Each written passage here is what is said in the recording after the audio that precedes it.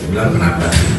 Nah saya coba lihat lukisannya ya, saya coba melihat lukisannya. Kebetulan Galeri Nasional itu di bawah kewenangan Kementerian Kebudayaan dan mitra kerja kami di Komisi 10 di DPR RI. Dan saya coba lihat, memang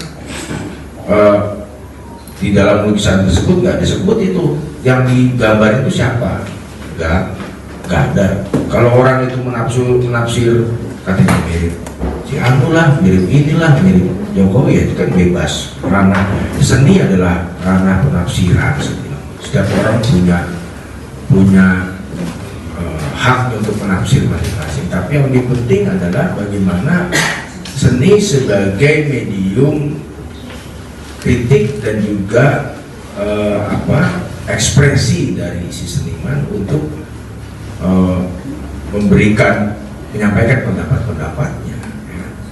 Nah, ketika si seniman itu mencipta, saya pikir ada satu pergumulan dalam dirinya, baik itu mengenai dirinya sendiri sebagai seorang seniman maupun apa yang dia alami sebagai seorang seniman melihat lingkungan dan alam dan manusia di sekitarnya. Dan itu bisa tentang lukisan, tentang kekuasaan, tentang macam-macam.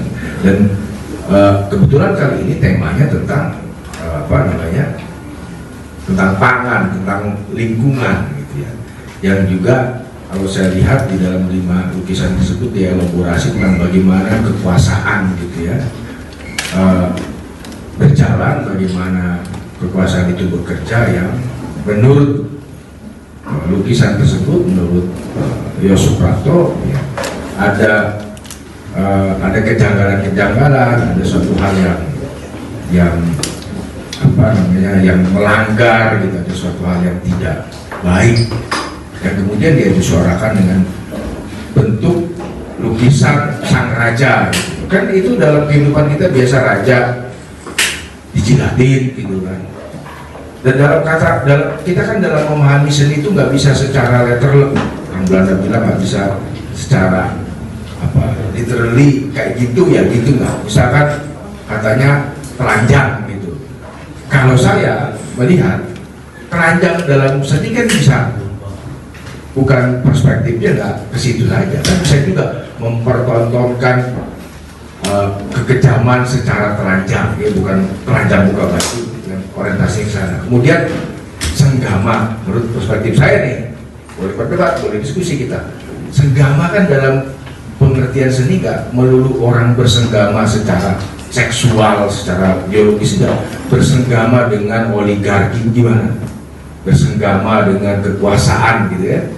Dan si seniman, si perupa, si pelukis dalam hal ini ya dia memvisualisasikan itu dalam bentuk, dalam gambar. Nah, bisa macam-macam gitu kan.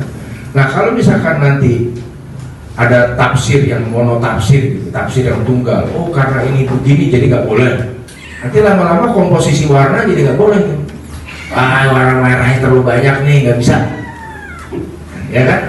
Aduh, kuningnya kebanyakan. Nah, saya pikir pameran kemarin itu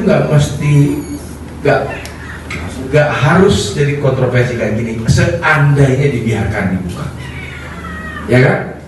Nggak bakal dibuka aja, dan diskusinya itu jadi punya publik. Jadi seni itu kan punya publik ya. Biarkanlah publik yang menilai, sehingga nanti ada satu ruang yang tercipta di mana orang bisa berdiskusi secara bebas, menafsir karya tersebut.